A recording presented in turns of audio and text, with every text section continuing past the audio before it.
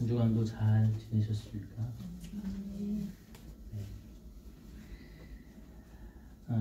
이제 우리가 지난주에 부활주일을 맞이했고요. 이제 오늘은 또 부활주일 지난 첫 주입니다. 성경 절기로 보면 이제 오순절을 기다리는 절기가 되는데요. 오순절을 기다리는 것은 예수 그리스도의 승천을 바라봤던 많은 제자들이 예수님이 약속한 대로 내가 너희에게 보혜사 성령을 보내주겠다. 보혜사 성령님은 너희를 도와 하나님의 뜻을 이루어갈 거다. 하나님의 말씀을 깨닫게 할 거다. 그것처럼 그들이 그 말씀을 붙들고 기다렸습니다. 그리고 그들이 성령의 뜨거운 놀라운 임재를 경험하고 그들이 하나님의 말씀을 붙들고 그들이 변화됨을 통하여 이제 교회가 부흥되기 시작했고요. 그 교회들이 전 세계에 이제 이 복음이 증거되어지는 초석이 되었습니다. 오늘 우리 가운데에도 이런 놀라운 역사가 임할 줄로 믿습니다. 내가 변화되어지면 작은 촛불 하나가 얼마나 많은 빛을 비춰낼 수 있을까. 그러나 작은 촛불 하나가 큰 힘을 가질 수 있다는 것을 어두움 가운데 우리는 알 수 있습니다. 오늘 우리 가운데 그런 조그만 힘일지라도 하나님이 사용하셔서 이 땅에 놀라운 역사를 이루어 가시는 하나님의 놀라운 자녀들로, 사명자들로 사용해 가실 줄로 믿습니다. 자, 오늘은 여호수아 강의 15번째입니다. 그리심산과 에발사, 이런 주제로 우리가 은혜를 나누려고 합니다. 자, 이제 어떻게 하든지 여호수아 강의 첫 번이 시작하면서 이제 우리가 새해를 시작했고요. 이제 15번째 시간까지 왔습니다. 우리가 이렇게 보면서 이스라엘 백성들이 이제 요단강을 건너기 시작부터, 그 전부터죠. 그들이 여러 역경과 여러 가지 사건들이 그들 가운데 놓여 있었습니다. 그리고 정말 환희의 사건은 여리고성을 무너뜨렸을 때죠. 난공불락의 성. 어떻게 보면 벌벌 떨어서 이 문제는 해결할 수 없다라고 생각하는 난공불락의 그 성을 어떻게 보면 자신의 힘이 아니라 하나님의 뜻 가운데에 무너뜨리게 됩니다. 얼마나 기뻤을까요? 문제가 풀리지 않았던 그 문제들이 풀렸을 때 우리는 정말 기쁨을 누릴 수 있죠. 하나님이 하셨구나. 근데 그 뒤에 승승장구할 줄 알았던 이스라엘 백성들 앞에 아이성이라는 얼마 되지 아니하는 조그만 그 성에서 무참히 꺾이게 됩니다. 그리고 그 실패의 원인이 하나님의 뜻을 잃어버린 아간이라는 자, 그의 범죄를 통하여 꺾이게 되게 되죠. 그러나 그것은 아간의 범죄뿐만 아니라 그 가정의 범죄였고 더 나아가서는 이스라엘 공동체의 죄악이었다라고 이야기하는 겁니다. 왜냐하면 누구든지 그 범죄를 통하여 넘어질 수 있고 그 범죄를 통하여 하나님의 뜻을 이루지 못하는 삶을 살아갈 수 있다는 거예요. 우리가 아간을 통해서 나는 저러지 않을 거라고 생각할지 모르나 그렇지 않습니다. 아간의 탐욕을 바라보면서 우리는 우리 안에 거하고 있는 이 탐욕적인 본성을 깨닫게 되는 겁니다. 그리고 나서 그 아간을, 그 가족들을 아골골짜기에서 다 처단한 후에 이제 우리가 지난주에 보았던 일어나라, 힘을 내라. 하나님께서 그 여호수아에게 다시 실패했다고 해서 끝나는 것이 아니에요. 우리는 실패했을 때에 좌절하고 실패했을 때에 넘어지고 그 가운데에 일어나지 못하는 자들이 너무 많습니다. 그러나 중요한 것은 우리가 걷고 뛰기 위해서는 다리에 힘이 붙여지기 위해서는 일어나야 합니다. 그리고 다시 하나님의 뜻을 통하여 전진해 나아가야 합니다. 이번에 하나님께서는 이스라엘 백성들에게 멋진 작전을 주셨어요. 네. 복병과 매복을 통하여 아이성을 무너뜨리게 됩니다. 어떻게 보면 너무나 세미한 하나님의 작전, 하나하나 하나님께서 너무나 세미하게 다 말씀해 주셨고요. 그대로 다 이루어졌고요. 우리 인생이 그런 거예요. 왜 우리가 하나님을 바라봐야 되고 왜 우리가 하나님을 의지해야 하는가? 이거는 우리가 지금 여호수아를 보면서 확연하게 드러나게 됩니다.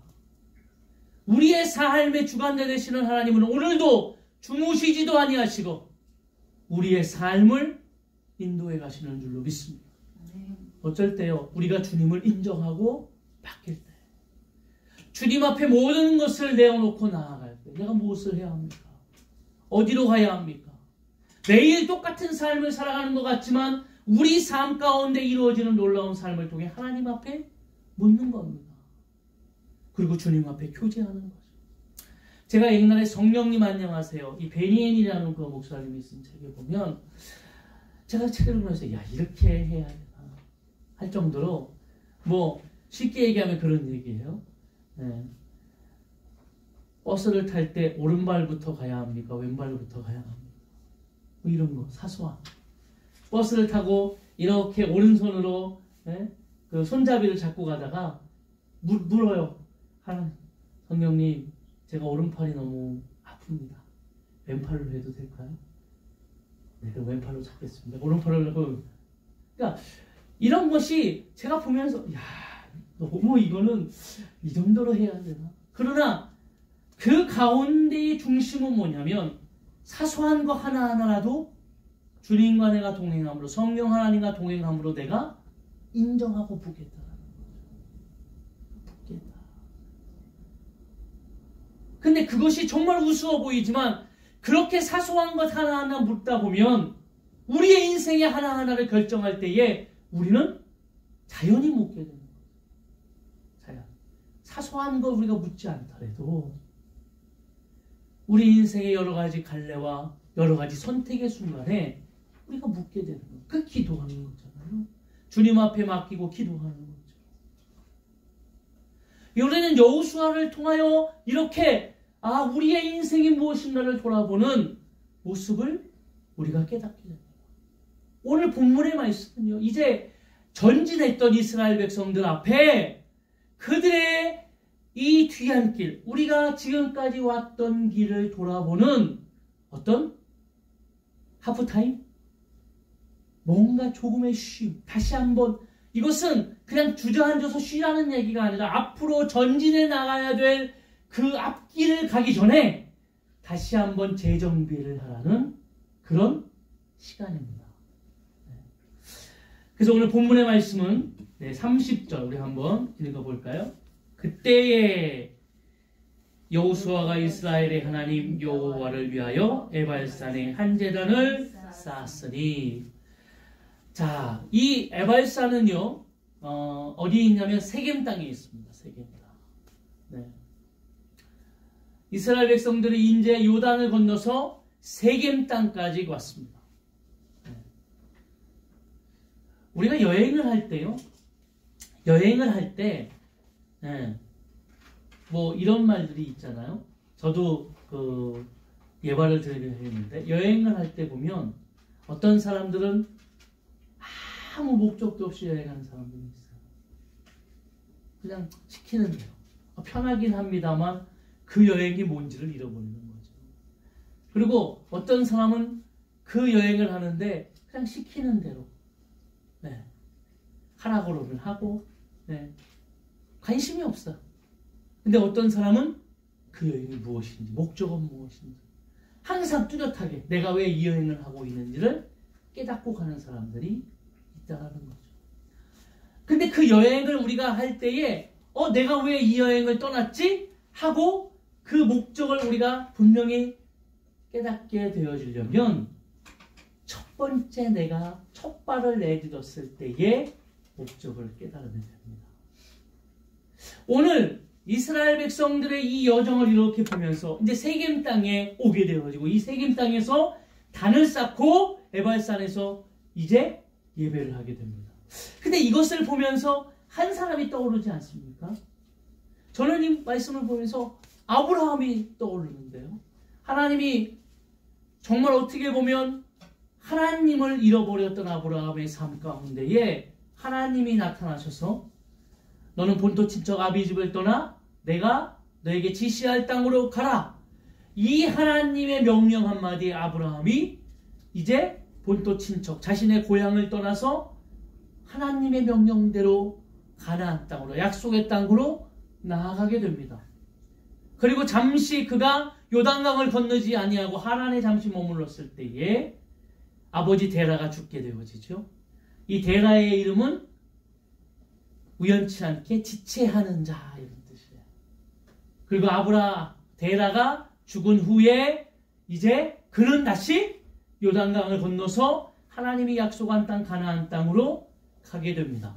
그리고 제일 처음 가나안 땅에 제일 처음에 임했던 곳이 어디죠? 세겜 땅입니다. 그리고 그 세겜 땅은 그 당시에 제가 창세기 강연을 할 때 기억하시나요? 그 세겜 땅은 어떤 곳이었냐면 그 가나안 땅에 많은 사람들이 거기서 제사를 지냈던 곳입니다. 근데 거기서 하나님이 제단을 쌓고 제사를 지내라고 했던 것은 하나님께서 영적으로 오늘 이 땅을 하나님의 땅으로 바꾸어가고 하나님의 나라로 바꾸어가기 위해 하나님께서 아브라함을 통하여 예배할 수 있도록 만드신 겁니다. 그 말은 이제 하나님께서 이 가나안 땅을 통하여 하나님의 언약의 말씀이 성취되어 줄 수 있도록 하나님을 잃어버리고 살았던 아브라함이 아브라함으로 바뀌어서 그 아브라함의 자손과 민족이 이 땅에서 하나님의 영광을 이루며 살아갈 수 있는 기초를 세우시는 거예요. 그리고 그 후에 하나님께서 말씀하셨던 아브라함에게 400년 후에 창세기 15장입니다. 너의 자손들이 이 땅으로 돌아올 것이다. 그리고 그 약속처럼 이제 이스라엘 백성이 이 땅에 돌아왔습니다. 그리고 그 사람들이 오자마자 무엇을 했냐면 제단을 쌓고 예배를 드렸습니다. 이것은 하나님께서 이들을 통하여 기록하셨던 언약하셨던 하나님의 말씀이 성취되었다라는 하나님의 선포의 의미가 있습니다. 누구의 힘으로요? 하나님의 힘으로. 이스라엘 백성들은 자신의 힘으로 광야에서 말이죠. 살았던 것처럼 경험해서 그들이 가데스 바네아에 와서 그들은 과감하게 뒤돌아섰습니다. 누구의 뜻으로요? 자신의 뜻으로요. 하나님의 말씀은 나아가라. 내가 저들을 너희의 손에 맡기겠다고 했지만 그들은 두려움 때문에 뒤돌아섰습니다. 그리고 그들은 광야 40년 동안에 돌고 돌아 광야에서 다 죽었습니다.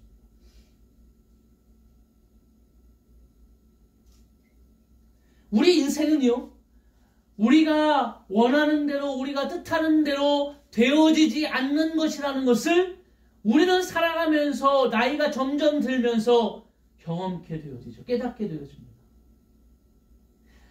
저도 젊었을 때가 있었습니다. 20대 후반. 아직도 젊죠.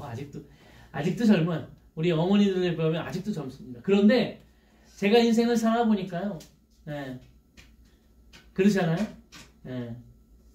40대면 부록이고 50대면 지천명이에요. 제가 이제 부록을 지나서 지천명으로 가는 마지막 이제 골짜기 이제 몇 개 안 남았어요. 네, 지천명으로 가고 있습니다. 그런데 세상 사람들이 얘기하는 것처럼 이제 자기 인생을 살면서 부록이 되면 내가 무엇을 해야 되는지를 뚜렷하게 알고 이제 그것을 통해서 전진해 나가는 겁니다. 내가 이제 이것을 이루어가는구나. 뭔가 이루어가는 거야. 지천명은 이제 땅과 하늘에 내 이름을 날린다라는 거 아니에요. 이제 내가 이렇게 살았다. 네? 그런데 인생을 살아보니까요. 20대의 열정과 막 그런 어떤 그것으로 되어지는 게 아니라는 거죠. 저도 20대에 막 신학을 하고 막 했을 때 왜 저렇게 북가비 못해? 아니 왜 저렇게 뿐이 못해라고 교회에 이렇게 앉아가지고 내가 수많은 생각을 했어요. 내가 하면 저렇게 안 할 거야. 이렇게 했지만 인생을 살아보면서 내 뒤안길을 보면 그 내 마음대로 되는 게 아니다.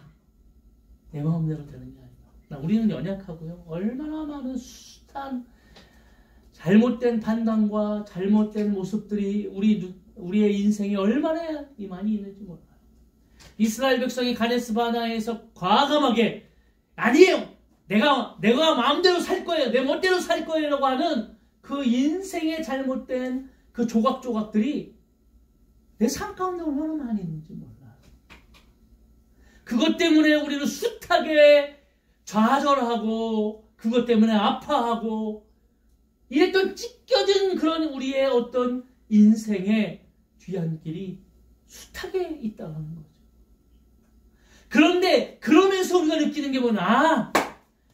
내 마음대로 사는 것 같지만 내 마음대로 되는 것이 아니라 하나님께서 우리를 향하신 그 하나님의 뜻이 내 인생에 녹아져서 한 걸음 한 걸음 늦어져도 그 하나님의 뜻을 이루며 살아가는 인생들이 얼마나 기쁘고 감사한가.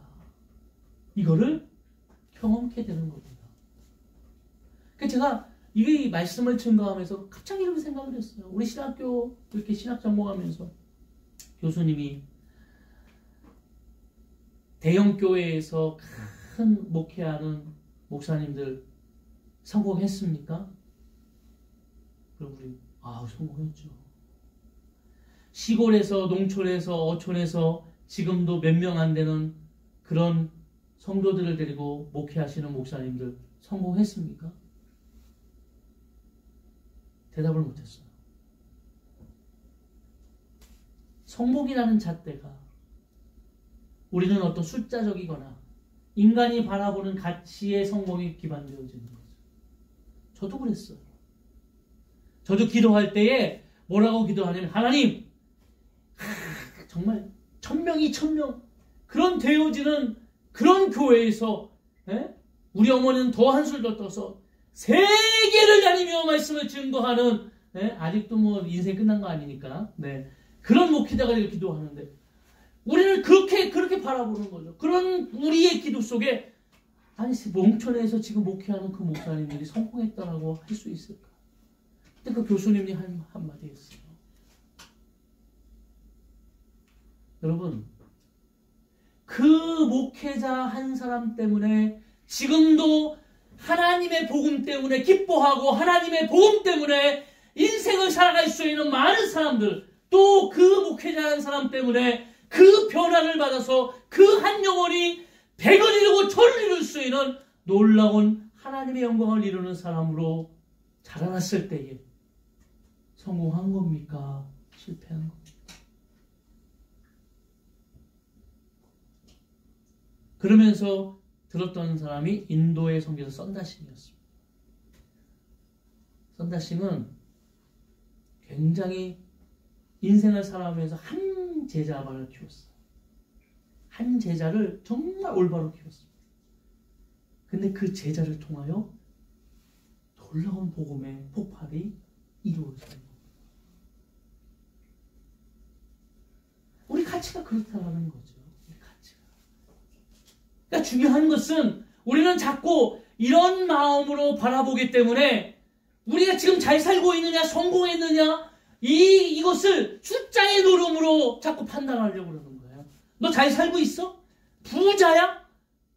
부자의 덕목이 뭡니까? 돈이 많아. 그렇지, 돈이 많아야죠. 우리 부자가 아니잖아요. 우리는 잘 살다. 근데 부자라는 것은 꼭 돈만의 부유가 아니라 마음의 부유도 부자일 수 있잖아요. 믿음의 부유도 부자일 수 있잖아요. 여러분 부자인데 제가 이렇게 아침에 출근할 때에 극동방송을 들으면 정태기 목사님이 학교 이제 얘기를 하면서 그런 얘기를 합니다. 우리나라는 참 못 살았습니다. 그때 우리나라 사람들은 굉장히 어려움을 당했습니다. 그런데 우리는 잘 살게 되었는데도 지금도 많은 사람들이 마음이 아파하고 지금도 많은 사람들이 그것 때문에 지치고 쓰러지고 있어요. 왜 그렇습니까? 뭐 이런 뉘앙스예요. 제가 다 외울 수는 없지만 그것은 마음이 평안이 없기 때문에 상처난 그 마음을 치유받지 못했기 때문입니다. 그래서 그 요는 크리스찬 그 치유 목회에 와서 공부를 해야지 우리가 이것을 물론 상담을 통해서 그것을 할 수 있다. 뭐 틀린 건 아닙니다. 틀린 건 아닙니다. 근데 저는 핵심은 뭐냐면 아무리 많은 것을 가졌다고 해도 여러분 얼마나 많은 사람들이 그렇다고 그러면 많은 것을 가졌기 때문에 샤랄라 기뻐해야 되고 평안해야 되고 가지지 못한 사람들보다는 더 어떻게 보면 마음의 여유가 있어서 마음의 여유가 있다는 것은 다른 사람들을 바라볼 수 있는 눈이 있어야 되잖아. 아, 저렇게 힘든 사람, 저렇게 연약한 사람, 저렇게 어려운 사람들, 마음에 상처난 사람들, 지금도 질병 때문에 어려움 당하는 사람들을 통해 그들이 바라볼 수 있는 눈이 있어요. 그렇지 않다는 거죠. 아웅다웅하고 자기 것만 챙기고, 그건 절대로 부자가 아니라는 거예요. 근데 그런 사람들이 너무 많습니다. 그러나 우리는 마음의 부여를 가지시기를 원합니다. 왜요? 하나님이 하실 거기 때문에. 우리 인생 하나하나를 하나님이 책임져 주실 겁니다. 그래서 사망의 음침한 골짜기를 갈지라도 두려워하지 않을 것은 주께서 지팡이로 나를 안위하신다. 나를 지켜주신다. 이 다윗의 놀라운 고백들이 우리 가운데에 분명히 이루어질 줄로 믿습니다. 자, 이 말씀은요, 지금 신명기 11장에 보면은 모세가 이제 이 세대들에게 너희가 지금 가면 어떻게 해야 되는가를 정확하게 그리고 있어요. 모세가 시켰는데 11장이 다 나와 있습니다. 읽으면 그 11장에, 신명기 11장에 나중에 한번 읽어보세요. 오늘 우리가 읽은 이 여호수아의 8장의 이 말씀이 그대로 기록되어 있어요. 그렇게 가면 너희가 에발산에 가가지고 제단을 쌓고 하나님 앞에 예배를 드려라. 왜요? 너희를 인도하셨던 분이 하나님이시다. 이 말은 앞으로 너희를 인도하실 분도 하나님이시다. 이것을 깨닫게 하는 겁니다. 그래서 이 어떻게 보면 하프타임과 같은 이 시간에 뭘 하는 거예요?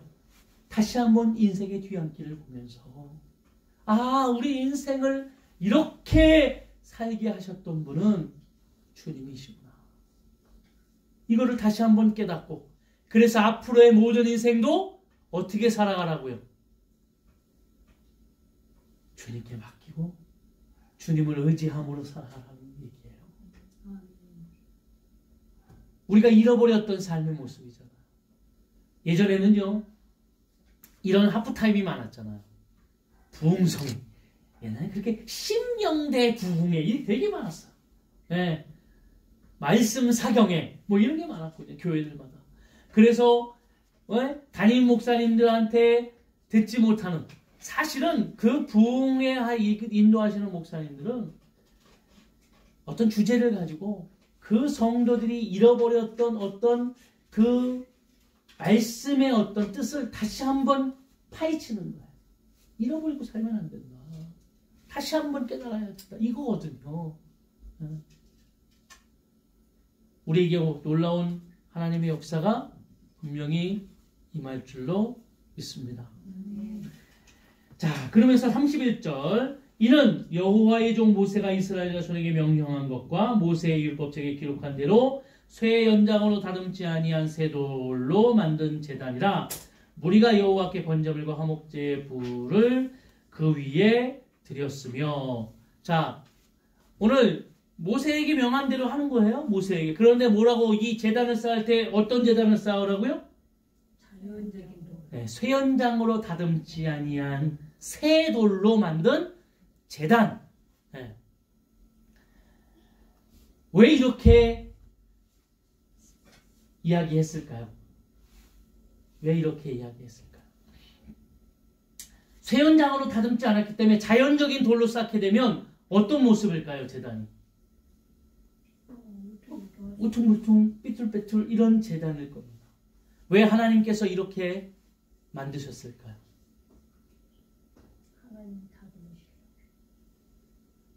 우리 인생 가운데에 하나님께서 우리 인생의 이런 모든 삶을 통하여 하나님이 우리를 사용하셔서 하나님의 은혜 가운데 변화되어지게 하시고 우리를 통하여 어떻게 보면 겉모습은 아름답지 않은 그러나 예수 그리스도의 십자가의 사건을 통하여 우리의 속사람은 오늘도 날로 새로워져서 그리스도의 거룩한 세마포 옷을 입고 하나님의 뜻을 이루어갈 수 있는 삶을 살아가게 하시겠다는 하나님의 뜻입니다.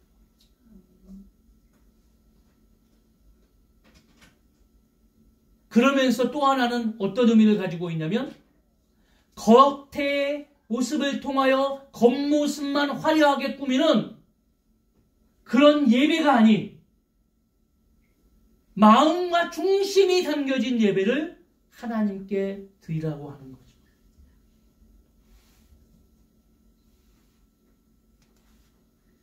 교회들마다 어려움을 당할 때가 있습니다. 그때가 언제냐면 이제 부흥 되어가지고요. 성전을 지을 때입니다. 제가 성전을 지은 교회들마다 어려움 당하지 않아야하는 교회가 없어요. 제가 이 코로나 사태가 오면서 정말 마음 아팠던 것은 여러분은 잘 못 들으시지만 한국교회에 지금요. 빚으로 지금 교회를 지었다가 그 빚을 못 갚아가지고요. 교회를 팝니다. 근데 중요한 것은 뭔지 아세요? 그 교회를 누가 사는 줄 아세요? 지금 이슬람에서 교회를 많이 사요. 그 교회를 한국교회 그 교회를 사가지고 이슬람 사원을 만들고요. 지금 그 작업들이 이루어지고 있습니다. 마음이 아프죠. 마음이 아프죠. 그런 교회들이 엄청 많습니다. 지금. 우리가 소식을 듣지 못해서 그렇죠. 여러분 조금 우리 한국교회에 그게 많이 생겨났잖아요. 네. 조금 부흥하고 어느 정도 하게 되면 교회를 다 짓습니다. 어떻게? 빚을 내서 짓죠. 네. 그러면서 정말 아름다운 교회들 많잖아요. 제가 이렇게 교회를 보면서 참 저 교회는 참 겉모습이 얼마나 화려하고 예쁜지. 사랑의 교회가 강남 한복판에다가 방주 모양으로 교회를 지었는데 1,000억 들었다고 그러죠. 욕 많이 먹었습니다. 오정현 목사님 거 지으면서 무슨 교회를 1,000억씩이나 들여가지고 이 교회를 이렇게 짓냐고 욕 무지하게 많이 먹었어요.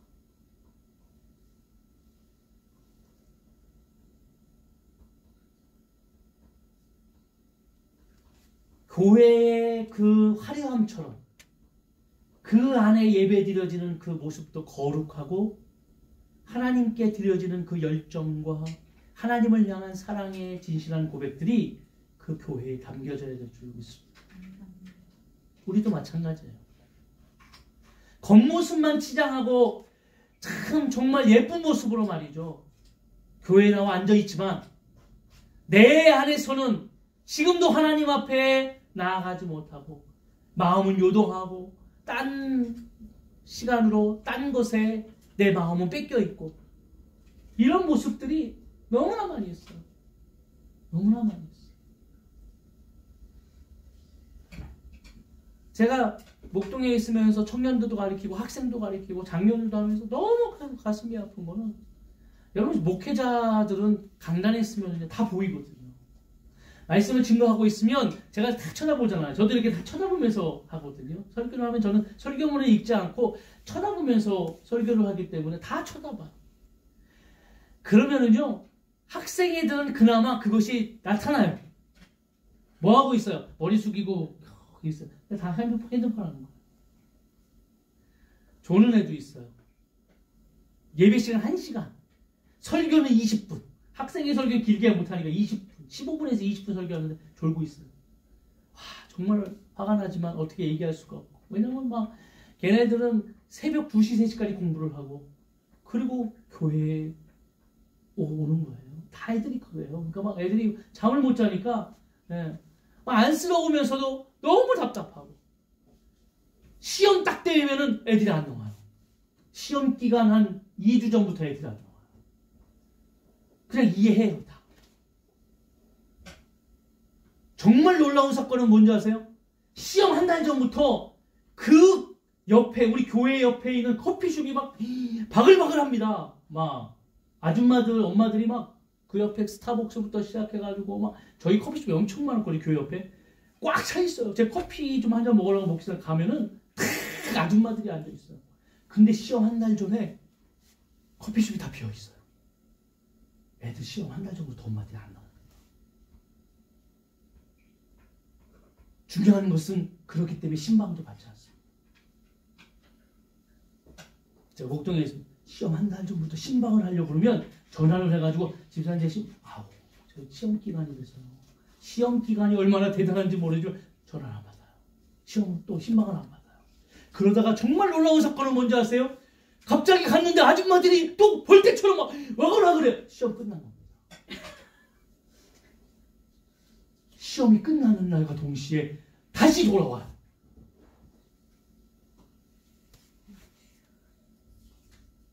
청년들은요. 그렇게 청년들이 살았어요. 학생 때 그렇게 살았어요. 청년들은 똑같아요. 직장에 갔는데 직장에서 조금 어려운다고 교회 안 나와요. 뭐 한다고 그러면 교회 안 나와요. 왜요? 학생 때도 그랬잖아요. 그들이 장년이 됐어요.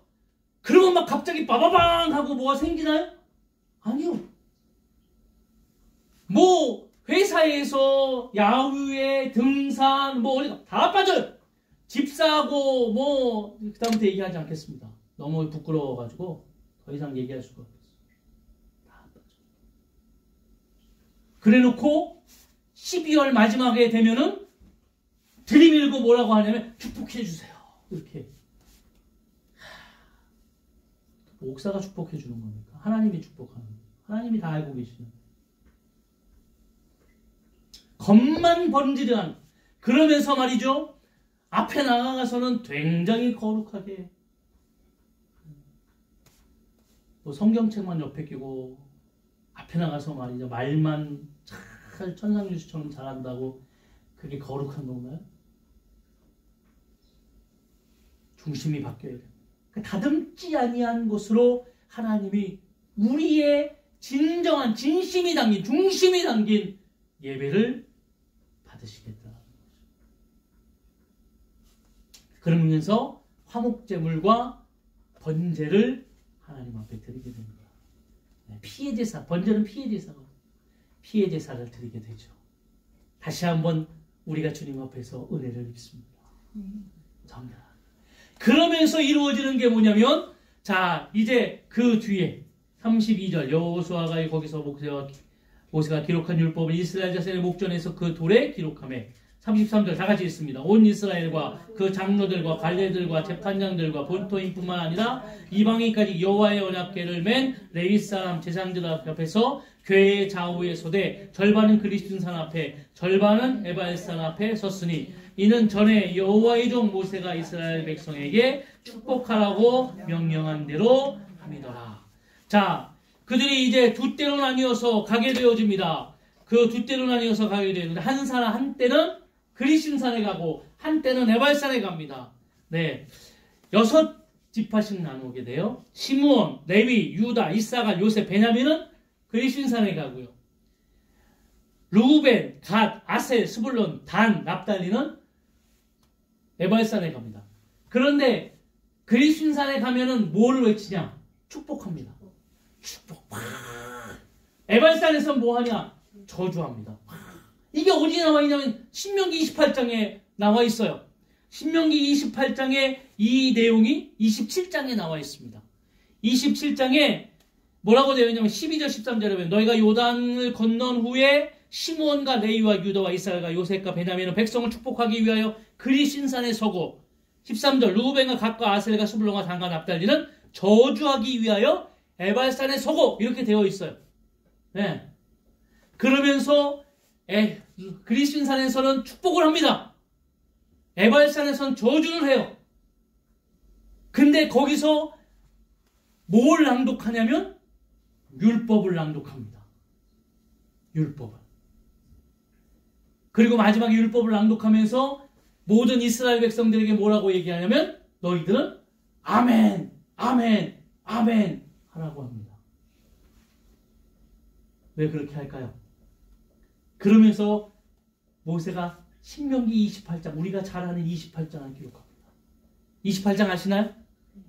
너희가 들어와도 복을 받고 나가도 복을 받고 너희의 밥그릇도 복을 받고 11절부터 14절까지는 너무 좋아하죠. 우리가 막 복을 받고 복을 받고 복을 받고. 그러니까 사람들이 신명기 28장을 너무 좋아해. 복장이라고 그래서. 근데 중요한 것은 아세요? 15장부터 56장이니까 이게 57절까지는 저주를 시작합니다. 너희가 그러니까 그렇게 안 하면 이런 저주를 받고, 너희가 하나님의 말씀대로 살지 않으면 이런 저주를 받고, 너희가 예배를 잘 안 드리면 이런 저주를 받고, 너희가 하나님의 말씀대로 불순종하면 이런 저주를 받고. 왜? 저주가 그 뒤에 계속 써 있어요. 예? 그런데 중요한 건 뭔지 아세요? 그리신산에서 이야기하는 축복은 기억하면서 에발산에서 이야기하는 저주는 들으려고 하지 않는 거예요. 하나님의 말씀은 오늘 이스라엘 백성들의 이 눈앞에 또 이스라엘 백성이 서 있는 것처럼 말이죠. 저주와 복이 함께 놓여 있습니다.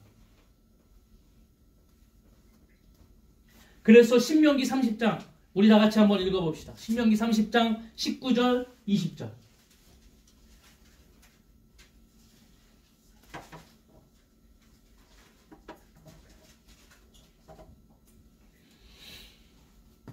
신명기 30장 19절 20절 다 같이 읽어볼까요? 내가 오늘 하늘과 땅을 불러 너희에게 증거를 삼노라. 생명과 사망과 복과 저주를 내 앞에 두었은즉 너와 내 자손이 살기 위하여 생명을 택하고 내 하나님 여호와를 사랑하고 그의 말씀을 청종하며 또 그를 의지하라. 그는 내 생명이시요 내 장수시니 여호와께서 내 조상 아브라함과 이삭과 야곱에게 주리라 하고 맹세하신 땅에 내가 거주하리라. 마태복음 7장 13절 14절에는 좁은 문으로 들어가라.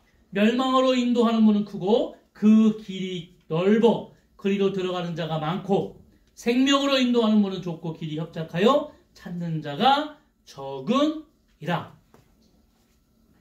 이 말은 뭐죠? 복과 저주가 네 앞에 있다. 선택은 누가 하라는 겁니까? 너희가 선택하라. 내 몫이 하는 거죠. 자, 저도 말씀대로 하겠습니다. 복과 저주가 우리의 눈앞에 있습니다. 성경은 우리에게 뚜렷하게 앞에서 우리가 이야기한 대로 어떻게 우리가 살아야 되는가, 우리 인생이 어떻게 지금까지 왔는가 돌아보면 하나님의 은혜였습니다. 분명한 하나님의 뜻이었습니다. 내 공로나 내 힘은 어떻게 보면 정말 무의미했습니다. 막 내 열정과 내 지식으로 뭔가 해보려고 했으나 우리 인생이 그렇게 되지 않았다는 것을 압니다. 그런데 우리 인생을 살아가면서 분명히 이건 하나님의 뜻이었구나. 그래서 성경은 우리에게 복과 저주가 너희 앞에 있다. 하나님의 말씀을 순종하는 자, 그 말씀대로 살아가는 자에게는 생명과 복이 있고 그 말씀대로 살아가지 아니하고 불순종하며 살아가는 인생에게는 사망과 저주가 있다.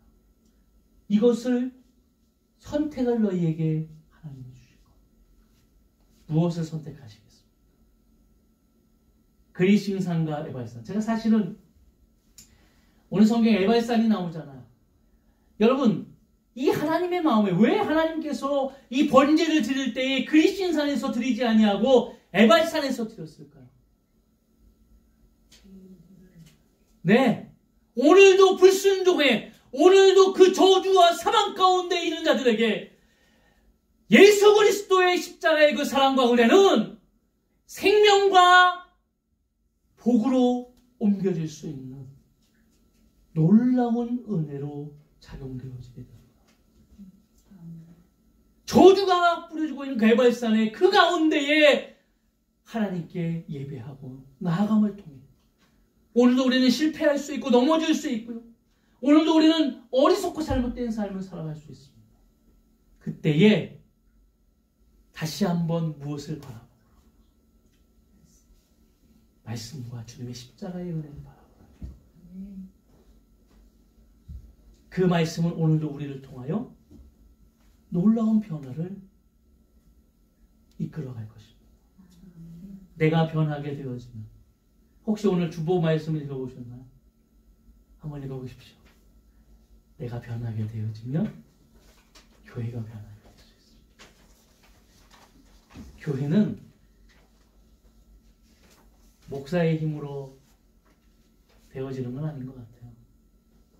교회는 여기 사는 모든 함께하는 성도들의 그 삶과 그 마음과 그 헌신을 통하여 교회가 이루어지게 되는 줄로 믿습니다. 우리는 뭐 크게 할 건 없어요. 이 교회가. 그렇지만 중요한 것은 우리의 기도와 우리의 중심이, 우리 예배가 하나님 앞에 온전히 드려질 때에 아주 작은 교회지만 이곳에 통하여 하나님께서는 임재와 영광과 하나님의 놀라운 뜻을 이루어 가실 줄로 믿습니다. 네. 오늘도 삶에서 어떤 선택을 하며 내가 살아가야 될 것인가? 어떤 선택을 하면서 내가 살아가는 인생으로 나아가야 될 것인가? 하프타임과 같은 시간이죠. 이스라엘 백성들이 끝난 것이 아닙니다. 아브라함이 세겜 땅에 들어왔다고 그 인생이 끝난 것이 아니라 이제 시작입니다. 아브라함의 인생 속에 그 세겜 땅의 그 예배는 첫 단추였어요. 시작이었어요. 그리고 그 인생 통해서 그가 믿음의 조상이 되기까지 그는 숱한 여러 가지의 역경과 어려움을 겪었습니다. 근데 우리가 창세기를 보면서 분명히 깨달을 수 있었던 건 뭐죠? 아브라함이 한 것은 없고요. 하나님이 그 인생을 들어서 하나님의 약속과 언약을 이루어갈 수 있도록 그 인생을 탁 붙잡아서 이끌어 가셨다는 거예요. 이스라엘을 이끌어서 가나안 땅에 가서 그 모든 하나님이 주시고자 하는 모든 분배와 그들이 받고자 하는 놀라운 복을 누리기까지 이스라엘 백성은 아직도 숱한 시간들이 필요합니다. 우리 인생도 마찬가지죠. 오늘 우리가 이 말씀을 듣고 아멘 하며 나아간다고 끝입니까? 아닙니다. 우리 인생에 또 많은 선택과 또 우리가 무엇을 하며 살아가야 될 것인가라는 여러 가지 삶의 본질이 남아 있습니다. 올바른 하나님의 말씀과 뜻을 깨달으심을 통해 진리를 선택하십시오. 그리고 하나님을 향해서 나아가십시오. 일주일간도 동행하시고 승리하십시오. 아멘. 그래서 요즘 참 꽃들이 너무 이쁘잖아요. 네, 지난주에도 이렇게 나가서 벚꽃을 이렇게 보는데 상황은 코로나19인데 벚꽃을 보는 사람들의 마음은 그 두려움이 없더라고요. 막 다 이쁘고 그런 것으로 즐거워하고 말이죠. 네. 우리 어머니는 요 앞에 지금 화분을 사다 놓으시고 화분에 꽃이 피었어요. 어저께인가요? 갑자기 막 꽃이 폈다고 막 혼자서 막 그냥 아주 그냥 꽃이 폈다고 막 우리 저 밖에 개나리는 너무 많이 폈는데 저 화분에 꽃이 폈다고 막 개나리는 무슨 한 달 정도 펴가지고 저렇게 노랑노랑하고 있는데도 그렇게 하시더라. 우리 인생이 꽃과 같이 정말 예수 그리스도의 향기를 내어서 정말 아름다운 모습을 통해 날마다 살아가시기를 주의 이름으로 축원합니다.